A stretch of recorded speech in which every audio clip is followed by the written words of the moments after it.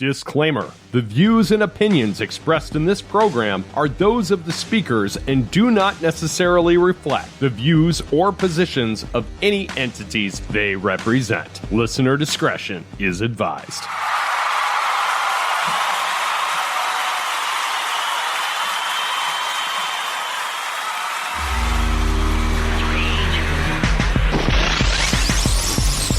Whether it be a professional fighter, a musician, an actor, or a comedian, a common theme on this show is people taking a bet on themselves and then winning.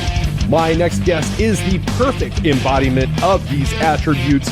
You may have seen him on the show Power, Gotham, The Last OG, The Good Wife, or The Punisher, or maybe you have caught him in your local comedy club doing his stand-up routine. He's also a podcaster, hosts the podcast, the IDK Though podcast, I Don't Know Though podcast. I'd like to welcome Avery Mason to the show today. He's a bright comic with an even brighter future. Ladies and gentlemen, this is Caught on the Mic. Ladies and gentlemen, you may have seen my next guest on such shows as Power, Gotham, The Punisher. He's a stand-up comic and a fellow podcaster. You can find his podcast, IDK Though. Is it on all the podcasting platforms? All podcasting platforms. Absolutely love it. I am pleased to be joined by Avery Mason today. How you doing, man? Oh, what's up, Mike? Man, I hope your name is Mike too, because I started calling. I didn't even ask. It was like called on the mic. I hope his name is Mike. I've been calling him Mike. He hasn't corrected me yet. If it's wrong, please tell me.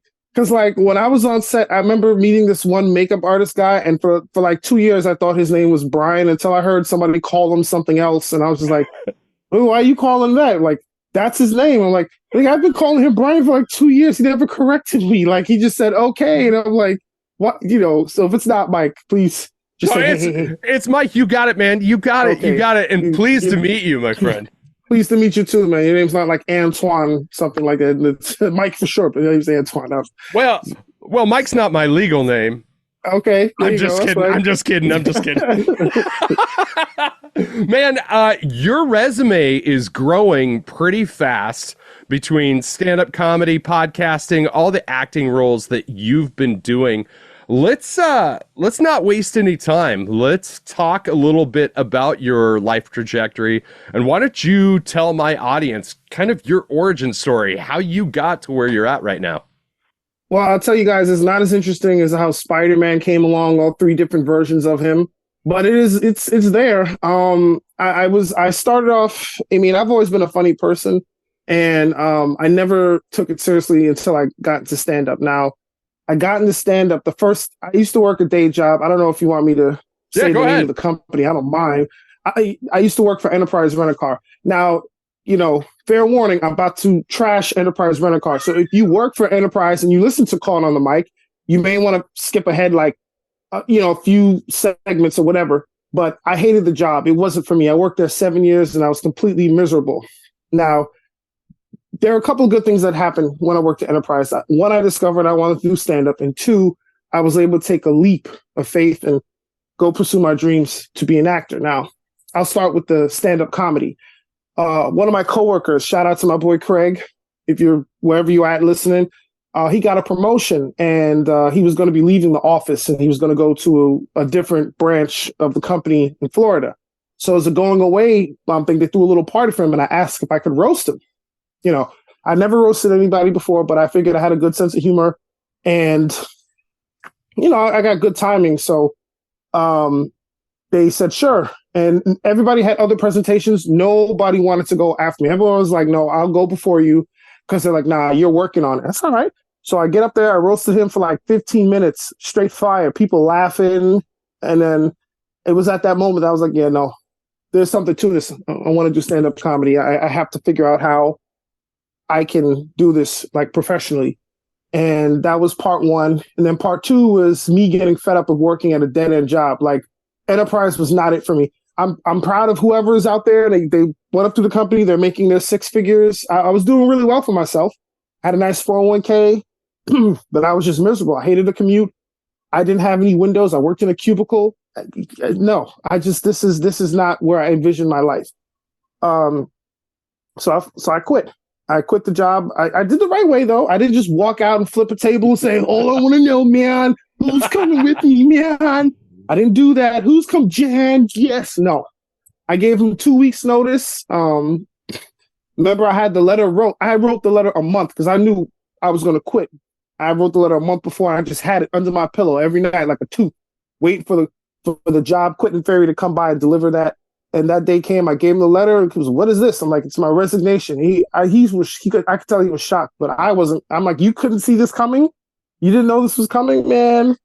And I quit, and then I haven't looked back since. Haven't looked back.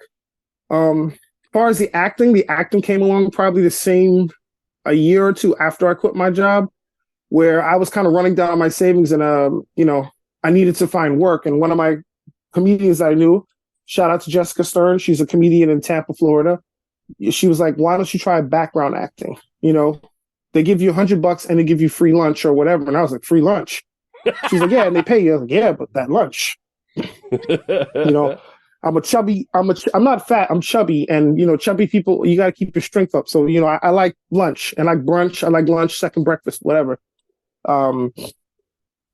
So she tells me about it. I go to Central Casting and I signed up.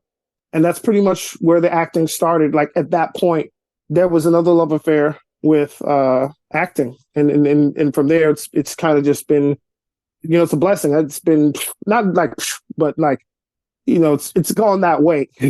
So I'm happy for that. Yeah. It's crazy. I just got done having a conversation with one of my friends who's a local radio DJ, and he's also a fellow podcaster. And we were talking a lot about taking bets on yourself and taking those risks and quitting that safety net of job A so you can pursue those dreams. And not enough people are ambitious enough to do that. So far in that journey, what's been the most rewarding thing that you've experienced since you walked away from enterprise and started getting some of these roles that you've attained? There are two things that's been rewarding to me. One, because everybody has a little bit of ego. So I'll tell you the first thing was having some of my old coworkers, that I really wasn't too big fan of. You said I could talk how I talk, right? I'm trying to be political. There were people in my job I didn't fucking like. Okay, let's put it like that. And the best thing was when one of these people in particular called me, and he was like, I didn't have his number saved, and I'm like, who is this? I said, "Oh, it's me." "What do you want? Why are you calling me?" What? "Oh, I just wanted to know, man. Is it true? I'm like, "What?" He's like, "Are you going to be on the Punisher?" And I was like, "Yeah, it's true." Wow. Yeah. When he said, "Wow," man, all those years of him like making my life miserable and like saying all this, like it felt good. I'm not gonna lie to you. I mean, some people might be like, "Well, what's the big deal?" But to me, that was like, 'cause I hated that job, and a lot of people, I didn't like the people I work with, some of them, and it's just like he was one of those people, and it felt good. And it was like, wow, because I'm sure when they thought when I quit that I wasn't, he gonna be in Penn Station with a cup, right, performing Showtime. They thought that's what was gonna happen, and no. And the second thing, most rewarding, is having people come up to me and they want to talk to me. They want to take a picture with me. They're excited to see me. Some people, they're telling me that, meeting me has been like the highlight of their day, because I don't, anybody who comes up to me and takes the time out to say, "Hey, what's up? I liked you on such and such show. I saw your comedy on this," and they want to talk. I always talk to them. I don't turn anybody away. I don't say no to pictures, because it's like, people don't do that. Especially, I don't know where you're from. I'm from New York. People don't do that. People don't just stop, because New Yorkers don't care. There was a guy in Times Square playing a guitar in his underwear, and nobody cared. People walked right by him. Nobody was like, "Why isn't he wearing clothes?" People just walked by him, and he was there for years, the naked cowboy. But so for New Yorkers to stop and be like, "Hey, man, weren't you on, that, to me, that's been, I make someone's day that by simply just talking to them and taking a picture. That's top 10 for me. Life top 10. I absolutely love that, and I think you and I have this kinship in a very similar regard. I spent a lot of years trying to make it in the music business, and high school was hell for me. And high school, my first couple of years were absolute hell for me. And when things started going well in the music business and I was getting played on local radio stations, the jackasses that would come out of the woodwork that wouldn't give me a high five to save my life in high school, but all of a sudden became my best friends when they saw me on a rock fest stage playing with some of their favorite bands. It was almost disgusting. Yeah. Boy, that's the best. I'm telling you, it's just like, these people, I mean, they're just like, yeah, you was quitting. Guy was always late. You know why I was always late? Because I didn't want to be here. Like, right. I did insurance claims. None of that is fun. Imagine somebody wrecks your Maserati and you got to call a guy like me who doesn't want to be there. And now I'm just like, yeah, how much? I don't. That's all I did. That's the depressing job. Like, wasn't for me. Some of the roles that you've been able to get, is that a byproduct of your fandom? Like noticing that you were in Power and Gotham and The Punisher. Were you fans of those shows beforehand, or did it just happen happenstance? That's a great question. I'll be honest with you. I did not watch Power until I got onto it. And the reason for that is I'm a very budget conscious person. And when you're doing stand-up comedy and acting, like you got to choose, it's not the most, unless you make it to the top, it's not the most glorious. Like, I don't know what kind of lifestyle people think I'm living, but the reason I have my background blurred is because my room is an absolute mess. Okay. I'm not in a mansion. I live in an apartment, so budget, because you as an actor, you kind of go from check to check. So the money's on the kids, the money's on the food, the money was not on premium cable. I did not have premium cable. So whatever the basic package was and whatever little channels that we could steal, that was what we had. So I didn't, Starz was a premium, so I didn't have it. So the only two shows that I was aware of, because they were on regular TV, was Gotham and The Punisher. Well, I was a fan of comics. Let me just put that there. So I knew about Gotham and I knew about The Punisher. I had Netflix, but that was the only extra thing we spent for was Netflix and the internet. So getting on Power was just like, it was cool. And then once I learned more about what the show was about and the world, I loved it. It was fantastic writing. It was a great opportunity, a great experience. I love being on Power because it was like being in college. I was there for 4 years. It's like freshman, sophomore, junior, senior. Then the show kind of ended. The first chapter of it ended, and you kind of graduate to other things. But I think I loved being on the show. It was a great experience. I loved all the people I met. But I got to say, my most fun I've ever had on set, like, because it was shocking to me how nice this person was being on The Punisher and getting to work with John Bernthal. Now, I've been a fan of John Bernthal because I watched The Walking Dead and I was a fan of his work on that show. I didn't know what kind of actor he was, and I'd never worked with anybody like that. So, I get on set and I'm just nervous because this is my first guest starring role on The Punisher. First guest starring. And, I'm nervous. I'm just like, I'm trying to be professional. I'm trying to be, keep to myself. I don't want to bother nobody. Hey, how you doing, Avery? Nice to meet you. Shake hands. Okay, good. And sit down. I don't want to mess up. I just try to be out the way. He went out of his way to talk to me. And like, he's talking to me and we're talking regular. At first it started off regular. And then we start figuring out that we both kind of come from the same area. He's like, where you from? I'm from Brooklyn. He tells me where he lives. And I'm like, you live over there? He's like, yeah, right by the Y. And I'm like, wait, what? And we did some more specific talking. And he was like, yeah, nearby such and such place. I'm like, you got to be kidding me. You live there? I play ball there all the time. He's like, yeah, me too. I'm like, wait a minute. You play ball? And the first thing he said to me was, I do play ball, but I don't look from the looks of it. I don't think you can keep up with me, Avery. I'll bang you around in the paint. And I'm looking, you know what it's like to like, you have this idea of what these mega stars are like, and to be able to have a regular conversation with him. So my brain is blown. I'm sitting there looking at him. I'm like, man, I can't believe this. John Bernthal is shit talking me right now. I said, John, you're great on the acting here. We get on the basketball court, I will bust your ass, John. He's like, well, I don't know about that. And I'm like, you're not going to sit here and tell me I can't play ball. We can get a ball right now and go between takes. Let's go to other courts right. I mean, he was talking never have met me. The amount of shit he talked, and it was like, it was so refreshing because, guys, we talk so much shit to each other, Right. but it was refreshing to be just like, it was like, I could relax. And I love being on pod, but even when I was on there, I was always like nervous. Like I want to make a good impression. And once I got comfortable, but immediately day one on set, he was like, cut the nonsense. We talking shit. And then it was like, we talked shit for like the rest of the time I was there. And even after I finished filming, I sent everybody gifts as like a thank you. So some of the other cast members, I sent them something, but for him, I sent him a mini hoop and a basketball, and I wrote a note that said, anytime you want it, now you have no excuses. Yes, I love that guy. And it's crazy you say that because you think about the character of Shane that he played on The Walking Dead, yes. And that character was such an asshole. Yeah, he was. And then I know when I launched my podcast 3.5 years ago, that's about the same time he started doing Real Ones, his podcast. And yes, yeah.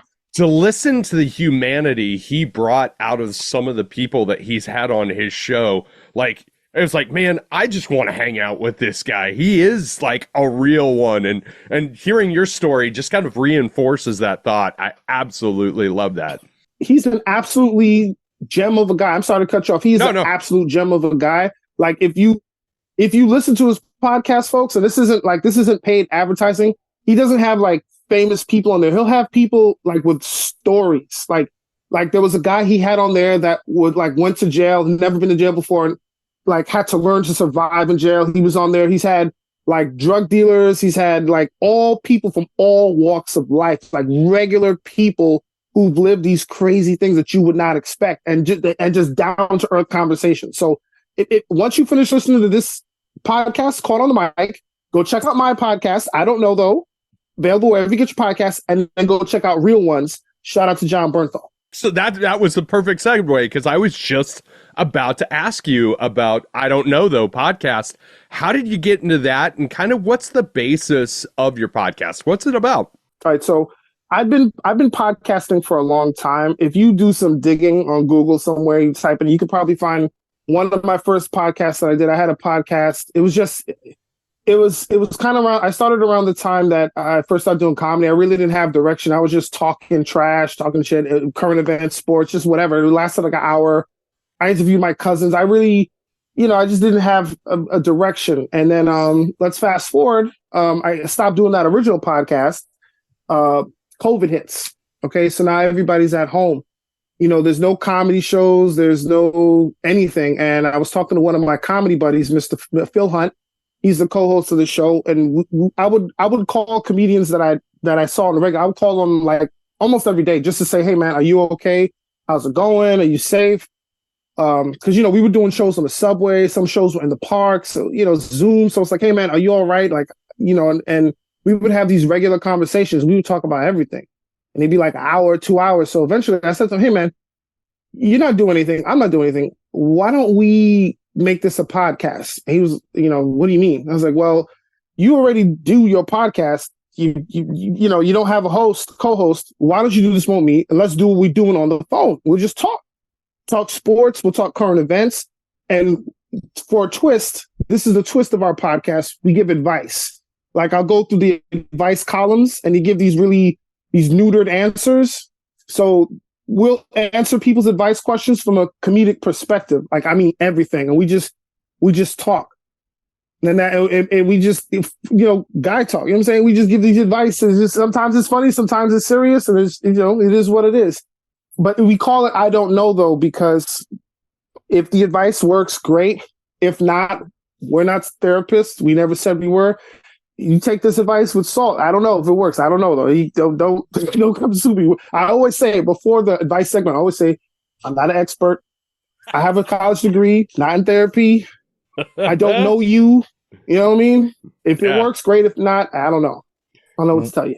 What have you found through doing this podcast project that has fulfilled you where other avenues haven't?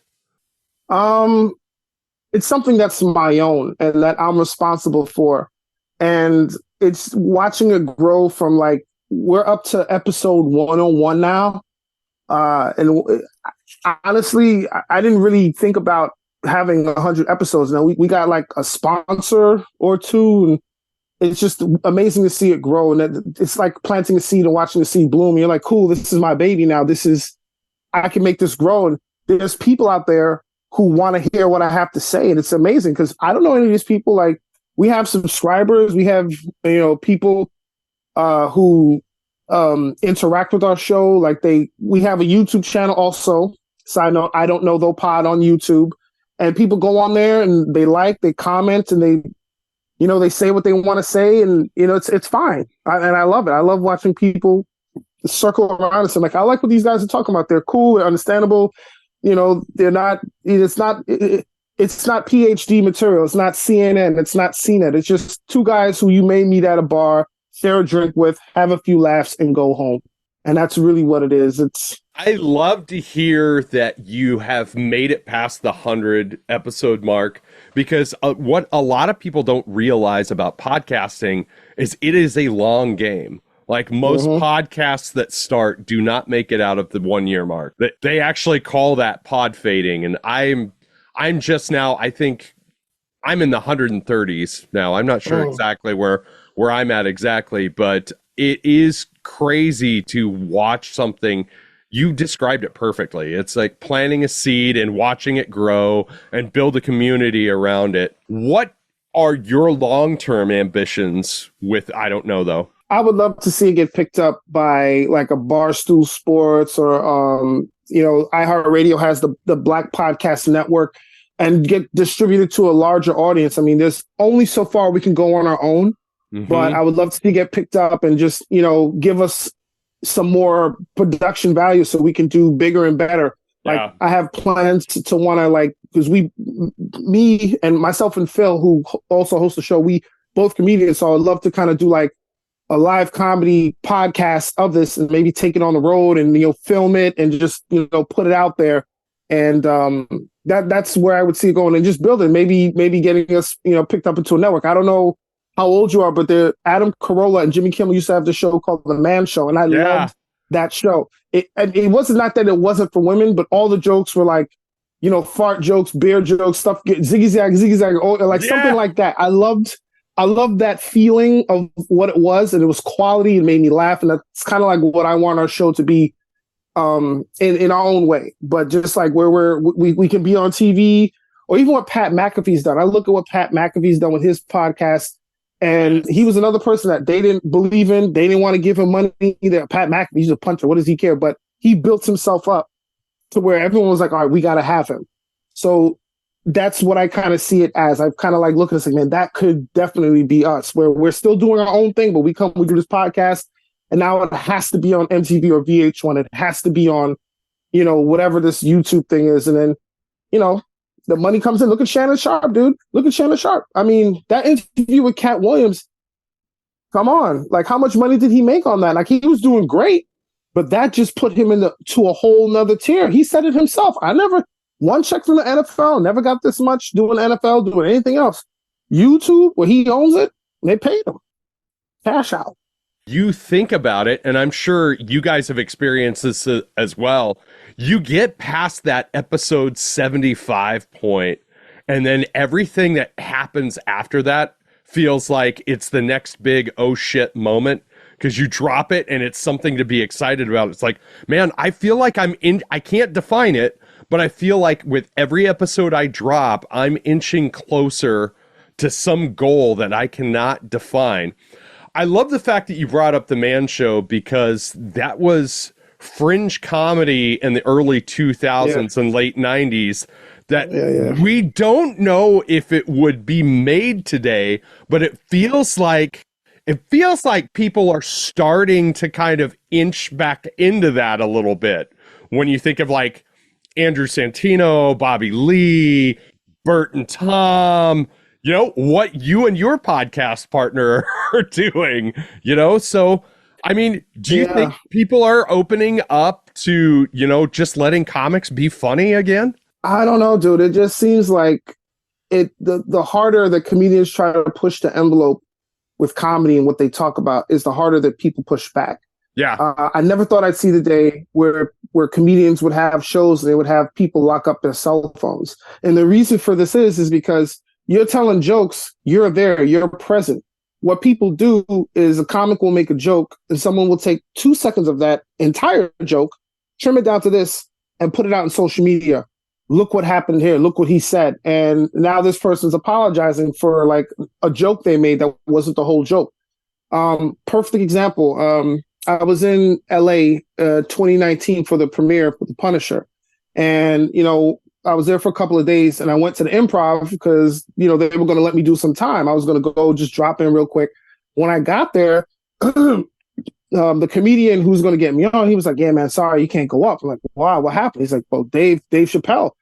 Dave Chappelle came and he's doing however much time he wants. He came in, they let him do time. So I get there and Dave's up there and I hear him saying, yeah, guys, if you can just put your phones away, I don't want anybody recording this. I'm just up here doing this on the love. And in the middle of his set, he's telling jokes and he's being funny.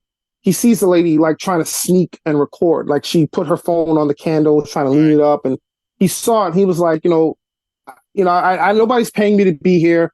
I just dropped in on the love, but this lady's recording, so I'm just going to end the set and go home. And that was it. And it's just like, that's the world we live in because they'll crucify you for anything you say. So I don't know if we'll get back to that point. I hope we do because people are way too uptight nowadays. Sometimes when you're in a comedy club, you're there to hear jokes and suspend belief. It's kind of like watching a movie, but live. Nobody goes to the theater and says, oh my God, Capulet's stabbing Romeo. This is offensive because, I love it's you suspend belief. So in the same way, when you go to see a comedy show at a comedy club, you're in a world of opinions. That's it. It's just opinions and jokes on these opinions and people's hot takes. It's nothing. None of these people mean anything by it. They just want to make you laugh and entertain you. And people go there with so like wound up with their own insecurities or whatever they got going on. At the minute a comedian says something that maybe they're remotely attached to, they take it personally. It's, oh, you can't talk about that. That's offensive. And you can talk about anything. I don't care what it is. And I said it. I'll say it. I'll go on the record. Caught on the mic. I'll say it. Comedians can joke about anything. But the rule is it's got to be funny. If it's not funny, yes. Boom. Yes. It has to be an original take. And that's the risk. That's the risk of comedy. You can joke about whatever you want to joke about. If it ain't funny, you better be prepared to get your ass kicked. That's the risk. That's the risk as comedians we take. But you have to allow us to take that risk. And don't try to get someone canceled. The idea of canceling, like it's comedy. It's not serious. Like we're joking, and it. We're joking, but people. A perfect example, dude. Not to like ramble on, but I was watching something on TikTok. Akash Singh, a good friend of mine. He tells jokes. He tells all kinds of jokes, but he's funny and he entertaining. They had a clip of this one lady, like at the end of his show, he's like, "Oh, I give it up for Akash Singh," and she's like, "Boo!" And she's like booing. She's putting her thumb down. And I'm like, if you were that offended by what he said, why did you stay for the whole show just to come at the end and say, give it up for Akash? And you went out of your way to boo, put your thumbs down. She gets up. She's like, I've never been so offended. He's so sexist. And I come here. I didn't come here to spend my money to be offended as a woman. I'm just like, but why did you stay? You could have left. You know what I mean? So it's like, if you know that things are going to trigger you, don't go. Go find a comic that's maybe more your speed, but to sit there and be like, this person can't speak from his experience, from his perspective, because you're offended. It's not realistic in this world. Everybody has a different opinion, okay? I'm sure Mike's a Red Sox fan. I'm not a fan of the Red Sox. I'm a fan of the Mets. I'm a longtime Mets fan. Yes, trash me. It's fine. It's an abusive relationship, but I love the Mets. Okay? And I'm not going to trash. I don't know if you're a Red Sox fan. I was just throwing it out there, but I'm just saying everybody's got a different taste, and that's okay. It's okay to be different. Yes. Yeah. You would think that we're at a point in society where I personally believe that society is simultaneously the dumbest it's ever been and the smartest it's ever been. But if you lean over into the smart side of things, you would think that people would have the cognitive dissonance to understand when somebody is making a joke out of malicious intent or just to appeal to somebody's sense of humor. But we've rewarded virtue signaling so much since the internet that, people are going out and going these things, I believe, for the sheer purpose of being able to put their offense on display and tell everybody how offended they are because they're going to get attention for it. Yeah, there was a cast member on SNL who had gotten hired, and I'm not talking about the guy who just hosted it. Shane There Gillis. was not Shane Gillis, who I think is hilarious, by the way. And it's nice to see it come full circle, and he did a great job on the show. By the way, did a great job. There was another cast member, Melissa Villaseñor. Okay, and this is public information. I'm not saying anything that nobody doesn't know. It's on there if you want to look up what happened. She got hired by the show, and once she got hired, there was a lady on Twitter who went through all of her tweets. Okay, and I'm not talking.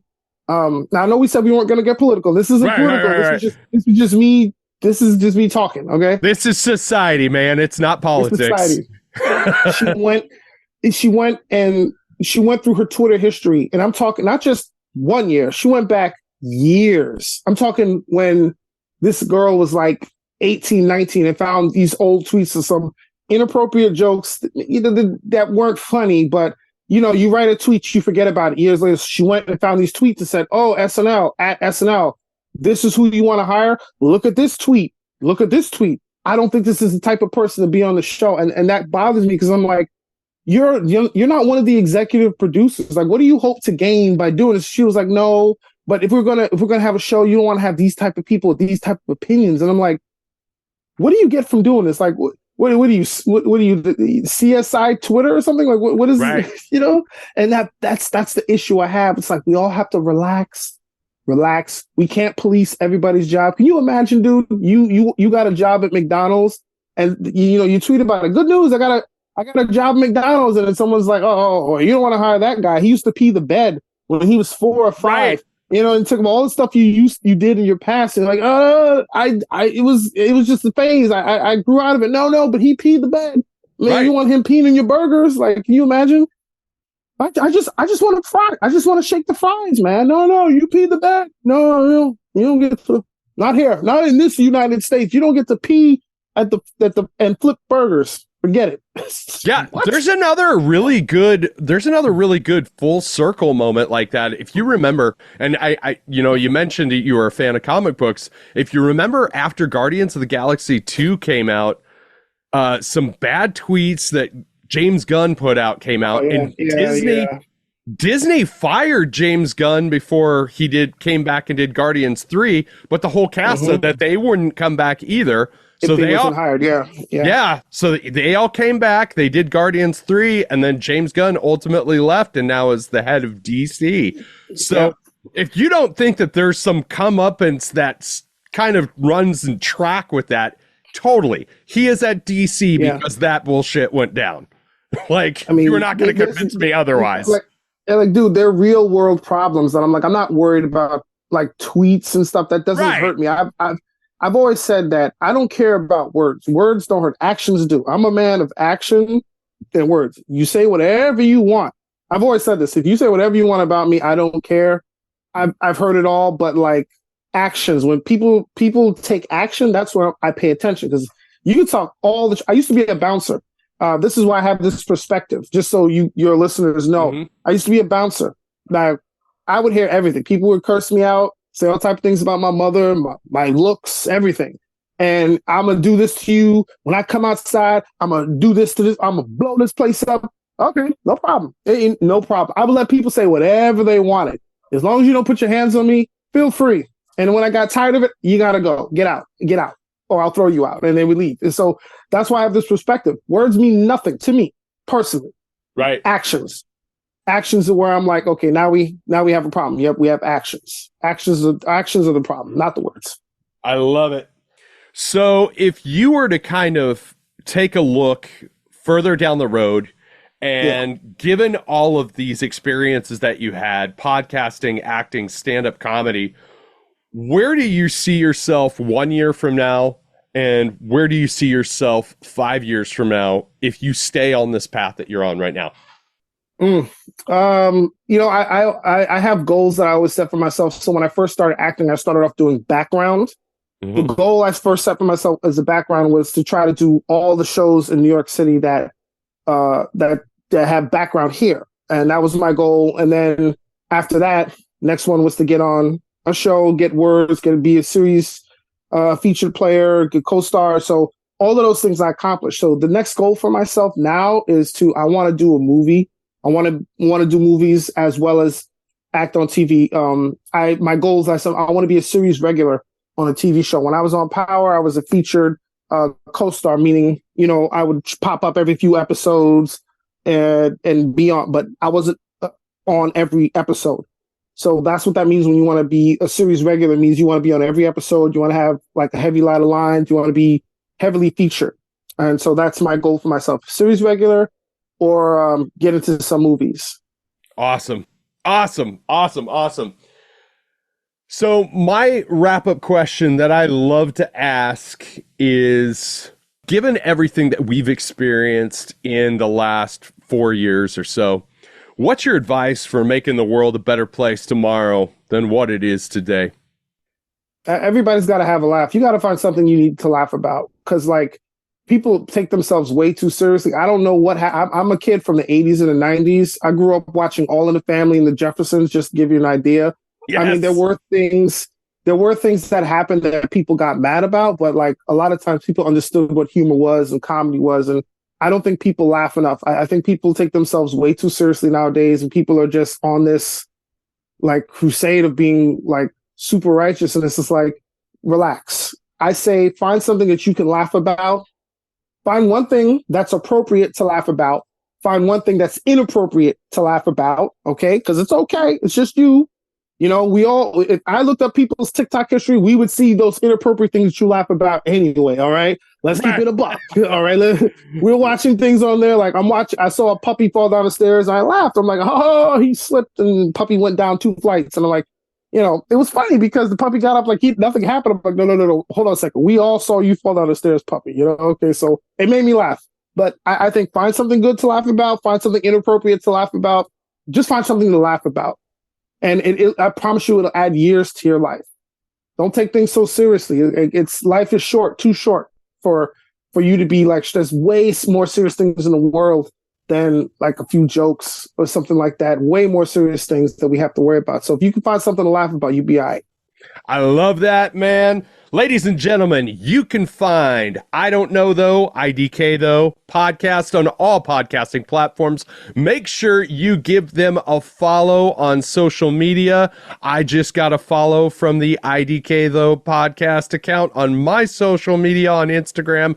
Love it. Avery Mason, man, I am glad we got to connect. I hope we can talk again in the future. Absolutely, dude. And also, if you want to follow me outside of the podcast, it's Avery Mason Official on Instagram. You can follow my co-host, Phil Hunt. I am Phil Hunt on all platforms. We're there.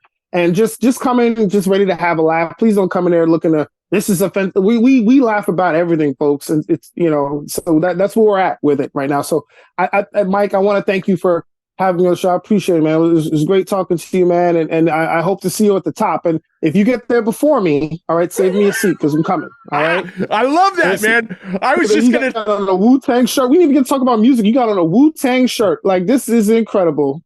Yes, sir. Yes, sir. Where are you from? Are you from New York? I'm in Lincoln, Nebraska. I'm wearing a black on black. I'm wearing a black on black Yankees cap and a Wu-Tang shirt. You know who I'm representing, man. He's in Nebraska. He's a closet New Yorker. All right. That's he's not a Cornhusker. He's a closet New Yorker. Absolutely amazing. Oh, I tell you what, your friends know they're going to kick you out. They're kick you out of Nebraska. Go to New York since you like it so much. I tell you what, man, I hope we can run into each other in the real world. The world is a much better place with you in it, my friend.